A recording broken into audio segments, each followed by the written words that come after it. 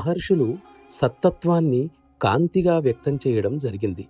ఎందుకంటే ఈ స్థితిని సరిగ్గా వ్యక్తపరచగలిగే పదం మరొకటి లేనందున.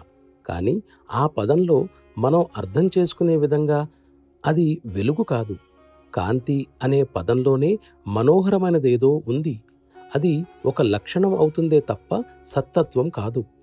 మనం మోక్షం వైపు ప్రయాణిస్తున్నప్పుడు నిస్సందేహంగా వెలుగును చూస్తాం నిజమే. కానీ దాని విలువ కేవలం మన దృష్టిని జయించినది అని మాత్రమే చెప్పవచ్చు. లోతుగా ఆలోచిస్తే దాని ఫలితాలు దానికున్నాయి. కాబట్టి ఇది కేవలం ప్రతిస్పందన మాత్రమేనన్న నిర్ధారణకి వస్తాం. మన బుద్ధిని మరింతగా ఉపయోగిస్తే ఇందులోని మర్మం ఇంకా లోతుగా కనిపిస్తుంది.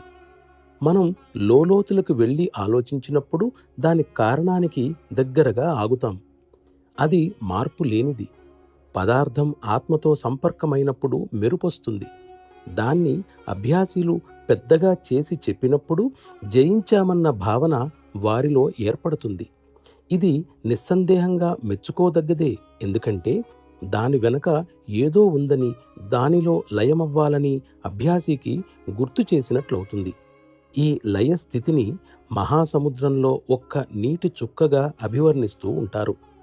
బుద్ధ భగవానుడు కాంతిని చూశాడని, ఆ కాంతి అతన్ని సంపూర్ణంగా మార్చివేసిందని చెప్తారు.